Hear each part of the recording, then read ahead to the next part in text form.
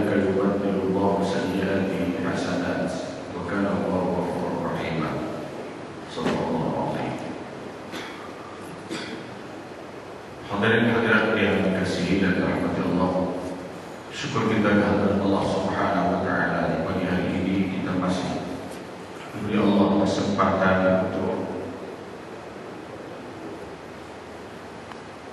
meneruskan kehidupan kita dengan mempertahankan kesehatan dan kekuatan, keimanan dan ketakwaan, dengan harapan yang tinggi agar sentiasa peluang-peluang ini dapat kita pergunakan dan manfaatkan untuk mencari karunia Allah lebih banyak, dengan arti kata pelaburan yang kita akan gunakan daripada modal yang Allah berikan kiranya bercambah lebih baik, bertambah-tambahlah kita dekat dengan Allah Subhanahu wa taala. Salawat dan salam kita sampaikan kepada baginda Rasulullah sallallahu alaihi wasallam. Tuan-tuan dan puan sekalian, ayat yang telah lalu surah Hud ayat 114, wa aqimis shalah tarafay nahar wa zulfan minal lail innal hasanat yudhibna as-sayyi'at dzalika dzikra lizakirin. Dirikanlah sembahyang tarafay nahar wa zulfan minal lail, yaitu di tepi di waktu pada waktu siang dan malam. Kalau terjemahannya tarafay nahar, di dua tepi siang, wa zulfan minal lail, dan apabila keadaan malam sudah semakin gelap. Sesungguhnya kebaikan-kebaikan boleh menghilangkan kejahatan-kejahatan. Demikianlah ingatan, demikianlah peringatan bagi orang-orang yang sedang ataupun yang sentiasa beringat kepada Allah Subhanahu wa taala. Ayat ini pernah dimanfaatkan oleh mereka-mereka yang tidak mau sholat 5 kali sehari semalam. Mereka mengatakan ayat ini sahaja menyebut supaya bukannya 5 kali sehari semalam, ayat ini cuma 3 kali, yaitu tarafay nahar di tepi 2 siang, yaitu sholat subuh itu di awal siang, dan ketika habis siang menjelang malam sholat maghrib, kemudian sholat isya, itu wazulafat minal lail, setelah malam agak gelap. Tapi kata 3 sembahyang 1 hari 1 malam, bukannya 5. Sholat zuhur dan asar tidak ada dalil dalam Al-Quran. Mereka sebut itu. Ini kita boleh dapat petik dalam tulisan-tulisan Kasim Ahmad. Dialah yang popular sembahyang 3 kali sehari semalam, karena dia tidak mengiktiraf hadis Rasulullah. Dia hanya mengatakan Al-Quran sudah memadai, ajarannya itulah, pahamnya itulah yang disebut dengan ingkar sunnah. Tuan-tuan dan puan sekalian yang dikasihi dan dirahmati Allah, Allah Subhanahu wa taala telah menentukan waktu-waktu yang telah diberi kepada kita. Sebahagiannya memang menurut Al-Quran secara langsung, sebahagiannya mengikut pesuruhnya, yaitu Rasulullah SAW. Bagi kita umat Islam yang memang taat kepada Rasulullah, tidak ada masalah untuk mengkombinasikan antara ayat Al-Quran dengan hadis. Justru kedua sumber itulah yang menjadi rujukan utama kepada kita. Jadi sebab itu apabila kita baca hadis pula, jelas Rasulullah SAW mengajarkan sholat 5 kali sehari semalam. Tidak adalah semata-mata 3 kali seperti apa yang didakwa oleh seorang hamba Allah yang kita telah sampaikan tadi. Tuan-tuan dan puan sekalian, kita lanjutkan melihat sambungan pelajaran yang telah lalu, yaitu pada muka surat 145 di atas. Abu Lais As-Samarqand meriwayatkan dari Abu Hurairah radhiyallahu anhu berkata, pada suatu malam sesudah sembahyang bersama Rasulullah, saya keluar. Tiba-tiba saya bertemu dengan wanita yang bertudung berdiri di tengah jalan. Lalu berkata, wahai Abu Hurairah, saya telah berbuat dosa yang sangat besar. Apakah ada jalan untuk taubat? Saya bertanya, apakah dosamu? Jawabnya, saya telah berzina sehingga mendapat anak, lalu saya bunuh anak itu. Hadirin sekalian,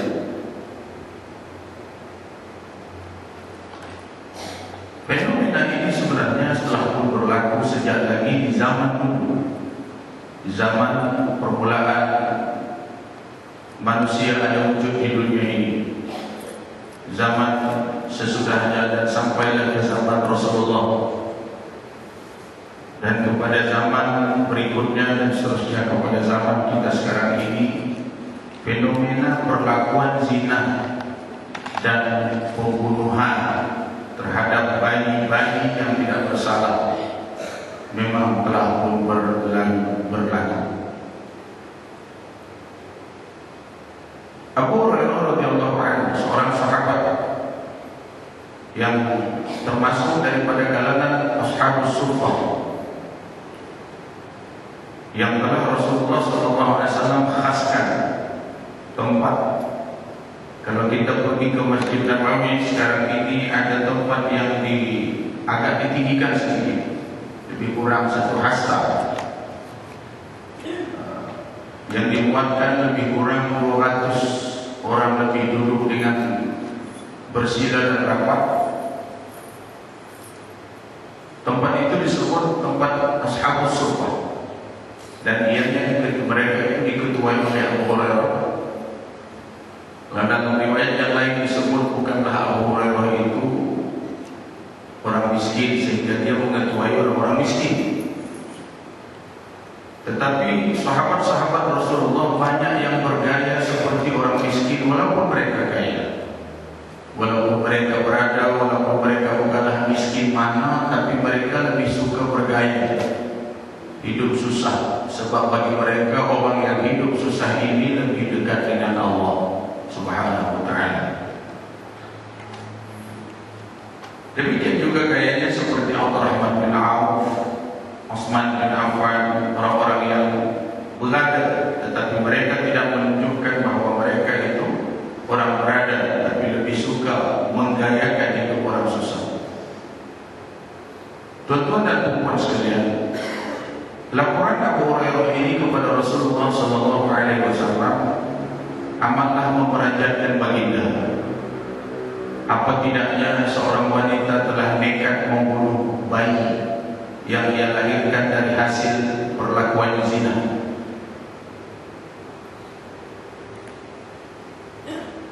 Lalu Abu Hurairah dengan serta-merta mengatakan,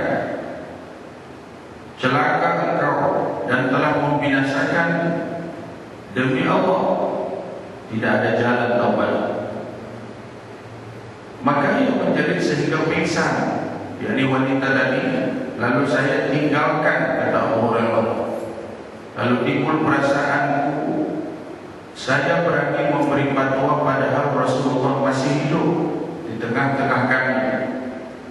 Dan pagi harinya saya pergi kepada Rasulullah dan berkata, wahai Rasulullah, semalam aku diminta fatwa dalam hal ini, dan saya fatwakan kepadanya begini. Rasulullah bersabda, inna lillahi wa inna ilaihi raji'un. Demi Allah, wahai Abu Hurairah, engkaulah yang binasa dan membinasakan.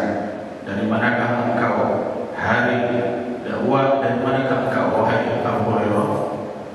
Soalan Nabi inilah yang menjadikan Abu Hurairah begitu terkilan sekali terhadap keputusan yang dia buat.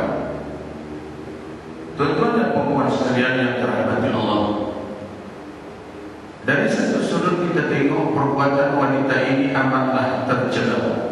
Kalau kita pun berhadapan dengan wanita yang mengaku berzina dan telah melahirkan anak dan telah pun membunuh anak itu, maka kita pun akan mengatakan perkataan yang sama barangkali.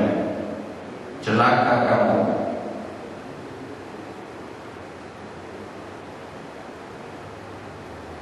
Tetapi Abu Hurairah radhiyallahu anhu, seorang sahabat yang sentiasa begitu percaya terhadap ajaran Nabi Muhammad, terkenal dan teringat, lalu memberitahu kepada Nabi akan peristiwa yang berlaku di antaranya dan dengan wanita tadi. Lalu Rasulullah bilang, seperti mana yang dijangkanya, mengatakan, bukan wanita itu yang celaka wahai Abu Hurairah, tapi kamu yang celaka. Karena itu maka di sudut yang lain kita lihat bahwa orang yang telah melakukan dosa, besar manapun dosanya, asalkan dia bersedia untuk bertaubat kepada Allah, taubatnya akan diterima oleh Allah Subhanahu wa taala. Inilah yang disebut di bawah, yaitu ayat yang ada di dalam surah Al-Furqan ini, walladzina la yad'una ma'allahi ilahan akhar. Mereka-mereka yang tidak mau menyembah ataupun tidak mengabdi kepada Tuhan selain Allah. Wala yaqtuluna an-nafsa allati harramallahu illa bil haqq wa la yaznun, dan tidak membunuh jiwa yang telah Allah haramkan melainkan dengan yang benar, dan tidak berzina. Wa may yaf'al dzalika yalqa azaba. Siapa yang berbuat demikian, dia akan bertemu dengan dosa yang besar. Yudha'af lahul 'adzab yaumil qiyamah, akan dilipat gandakan untuknya azab pada hari kiamat. Wa yakhlud fihi muhana, dan dia akan kekal dalam kehinaan. Bila kita tengok ayat itu, kita nampak fatwa Abu Hurairah itu betul. Tapi kan ayat ini terus bersambung. Lanjutannya ada, ternyata illa man taba wa amana wa 'amila 'amalan shalihan, melainkan siapa yang bertaubat dan beriman serta beramal saleh, faulaika yubaddilullahu sayyi'atihim hasanat. Mereka itulah orang yang telah Allah tukarkan kejahatan mereka menjadi kebaikan. Wa kana Allahu ghafurur rahim, dan adalah Allah Maha Pengampun lagi Maha Pengasih. Tuan-tuan dan puan hadirin sekalian yang dikasihi dan dirahmati Allah, kalau dalam ayat yang lalu kita telah lihat, innal hasanat yudhibna sayyi'at, sesungguhnya kebaikan-kebaikan telah menghapuskan, akan mampu menghapuskan kejahatan-kejahatan. Jadi bertanya dengan ayat ini yang mengatakan faulaika yubaddilullahu sayyi'atihim hasanat, maka mereka yang telah melakukan keburukan itu Allah tukarkan menjadi baik. Syaratnya taubat. Bila mereka sudah bertaubat, menyadari kesalahan, menyadari kesilapan, maka mereka diterima taubatnya oleh Allah, asalkan taubat itu ikhlas, bukan taubatnya taubat sambal itu. Taubat sambal cili api kepedasan, kemudian taubat tak nak makan cili api lagi, lepas tu esok tergiur pula balik nak makan cili api, dimakan lagi, kepedasan lagi, taubat lagi. Itu namanya taubat sambal cili api. Tuan-tuan dan puan sekalian, taubat ini bukan barang mainan. Taubat ini adalah asasnya kesedaran. Apabila seseorang telah sadar dia melakukan dosa, lalu dia merasa bahwa kesalahan itu akan menghantui hidupnya. Kesalahan itu akan menjadikan dia terendam dan tertahan di dalam api neraka. Maka ia dengan keinsafan yang tinggi lalu mengakui dosa. Sebab itu maka Allah sangat memuji orang yang kembali ke pangkal jalan, karena tidak semua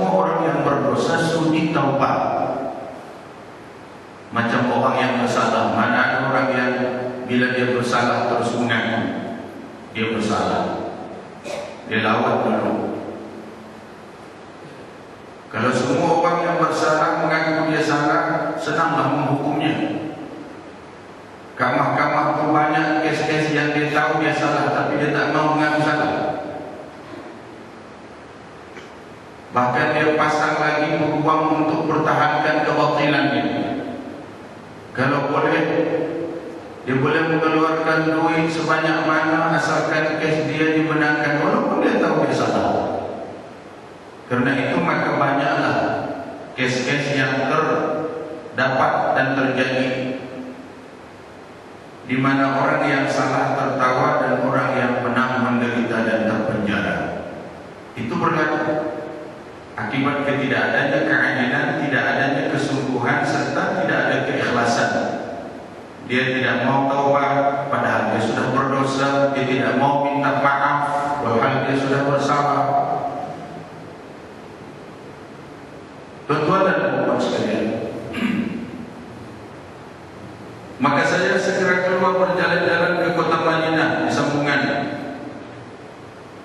sambil bertanya-tanya siapakah yang dapat menunjukkan aku pada wanita yang tadi malam minta fatwa kepadaku mengenai soal ini dan itu. Sehingga anak-anak mengatakan Abu Hurairah telah pun gila. Sehingga pada malam harinya saya bertemu dengan wanita itu di tempat yang kemarin itu. Maka segera saya terangkan kepadanya apa yang disabdakan oleh Rasulullah SAW, bahwa ia dapat taubat. Maka ia menarik nafas panjang karena sangat gembira, lalu berkata, "Hai Abu Hurairah, saya mempunyai sebuah kebun dan kini saya sedekahkan untuk orang-orang miskin sebagai penebus dosaku." Jadi tuan-tuan dan puan sekalian, betapa hebatnya wanita yang telah melakukan perbuatan dosa sampai ia sudi mengorbankan sebidang kebun. Sebut saja kebun berharga pada bila-bila masa dulu, masa sekarang. Kebun itu adalah hal yang paling berharga dalam hidup seseorang, apalagi zaman dulu. Tapi dia tidak masalah. Dia sudi mengorbankan apa saja yang ada padanya, asalkan dosanya boleh diampunkan oleh Allah. Sebenarnya bukan soal kebun yang disedekahkan itu, soal keinginan, soal keikhlasan taubat dari kesalahan. Karena kita lihatlah sendiri, tidak ada orang yang tak bersalah sebenarnya dalam hidup ini. Tak ada orang yang tak berdosa, tak ada orang yang tak bersalah. Justru yang paling banyak adalah orang yang memang salah dan mau mengakui salah. Sebabnya kenapa? Sebab memang tidak ada orang yang tak pernah bersalah. Nah, ada kita bertemu dengan orang mengatakan saya tak pernah salah, justru dialah yang paling besar salahnya, karena tidak mau mengaku salah. Rasulullah SAW berkali-kali menjelaskan kepada manusia bahwasanya manusia dengan sifat semula jadinya al-khata' wa nisyan. La yakunu insanan illa bi khata'in aw nisyan. Tidaklah ia manusia melainkan dia punya silap dan punya salah. Kalau ada orang mengaku tidak bersalah, berarti dia sudah mensejajarkan dirinya dengan para malaikat yang tak bersalah. Itu adalah amat salah. Jelas bahwa orang yang tidak pernah mau mengaku salah adalah orang yang paling besar salahnya. Sesungguhnya seorang hamba jika taubat, maka semua dosa-dosanya yang lalu itu berubah menjadi kebaikan hasanah. Demikian pengertian daripada ayat 70 surah Al-Furqan di atas. Berubah. Kejahatan masa lalu itu menjadikan pelajaran yang amat bernilai bagi dirinya. Itu yang dikatakan kejahatan berubah menjadi kebaikan. Diterus menjadikan kesilapan, kesalahan, kelakuan buruk yang lalu itu menjadi pelajaran. Dia ingat sentiasa. Bahkan dia jadikan lagi itu panduan kepada orang lain atas pengalaman itu. Ini yang paling cantik. istilahnya dia boleh mengubah kejahatan itu menjadi satu kebaikan. Jadi pelajaran yang berarti, menjadi bahan nasihat yang berkesan. Bagi orang yang selalu melakukan kesalahan, dia merasa bahwa dirinya begitu buruk dan hina di hadapan Allah, lalu dia nak tukarkan keadaan itu menjadi lebih baik, dan tentulah dengan kesungguhan.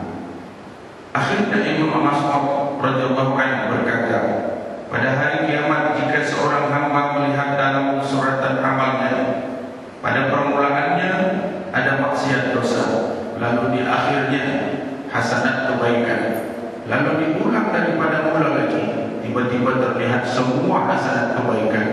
Demikian pula riwayat Abu Dzar Al-Ghifari dari Nabi SAW serupa dengan ini. Dan inilah makna Allah mengganti dosa-dosa mereka dengan hasanat. Sebab Allah Subhanahu wa Ta'ala yang Maha Penilai, tahulah apa yang dia nak buat. Hamba-hambanya yang telah dia ciptakan memiliki semua sifat dan sikap. Ada kebaikan, ada keburukan dalam diri. Justru sebab itulah maka Allah sudi memaafkan orang yang buat salah. Sebab mau tidak mau, makhluk yang dia ciptakan ini mesti melakukan kesalahan. Sebenarnya tidak ada dosa yang lebih besar dari kekafiran terhadap Allah. Allah berfirman, "Qul lil ladzina kafaru in yantahu yughfar lahum ma qad salaf." Katakanlah kepada orang-orang kafir, jika kamu menghentikan kekafiran, maka akan diampunkan bagi kamu apa-apa yang telah lalu. Jadi jelas ayat ini tak perlu ada pentakwilan, tak perlu ada pentafsiran. Ayat ini qat'i, langsung boleh dipahamkan tanpa uraian dan tanpa ada takwil. Dan Al-Hasan berkata, Nabi SAW bersabda, andaikan seorang itu berbuat dosa sehingga memenuhi apa yang ada di antara langit dan bumi, kemudian taubat, niscaya Allah akan mengampunkannya.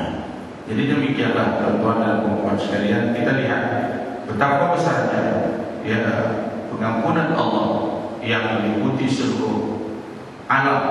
Bahkan kalau dikatakan dosa manusia sampai seperti misla zabalil atau zabilal bahr, la ghafara Allah lahu. Kalau umpama bumi di lautan sekalipun dosa manusia, akan apa yang dia lakukan jika dia datang kepada Allah dengan mohon ampun, dengan menyesal perbuatan yang telah dilakukan dan berazam untuk tidak kembali lagi kepada dosanya, maka Allah akan sudi mengampunkan dosanya. Jadi demikianlah besarnya dan luasnya peluang bagi orang-orang yang bersalah untuk kembali ke pangkal jalan, mengaku kesalahan itu di hadapan kebesaran Allah Subhanahu wa Ta'ala. Justru inilah ayat yang paling sesuai untuk kita himbaukan kepada manusia-manusia yang terlanjur, manusia-manusia yang bersalah. Karena dengan sebab turunnya ayat inilah, maka tidak ada lagi orang yang berdosa berputus asa di atas dosa-dosa yang dia lakukan. Wallahu a'lam. Demikianlah sekiranya kita pada pagi hari ini, semoga ada faedah dan manfaatnya kepada kita sekalian untuk menyadarkan perjalanan hidup kita yang semakin lama semakin jauh, sehingga pada akhirnya adalah berhenti di atas perhentian yang ditentukan oleh Allah, dan kembali kita kepada Allah kiranya dalam keadaan kita tidak berdosa. Wallahu a'lam. Berlebih mohon maaf terima kasih atas perhatian. Aku qawli hadza wa astaghfirullah al-azim li wa lakum. Wassalamualaikum warahmatullahi wabarakatuh. Bismillahirrahmanirrahim. Alhamdulillahirabbil alamin wassalatu wassalamu ala asyrafil anbiya'i wal mursalin wa ala alihi washabbihi ajma'in. Allahumma aghnina bil 'ilmi wa zayyinna bil 'ilmi wa akrimna bit taqwa wa jammilna bil 'afiyah. Wa ja'al jam'ana hadza jam'an marhuma wa tafarraquna tafarruqan ma'suma. Wa inna siratal mustaqim wa ihdina subulas salam. Allahumma a'inna 'ala dzikrika wa syukrika wa ta'atika wa husni ibadatik. Allahumma inna nas'aluka khayra hadzal yawm wa khayra ma fihi. ونعوذ بك شر هذا اليوم وشر ما فيه. اللهم إنا نسألك أولا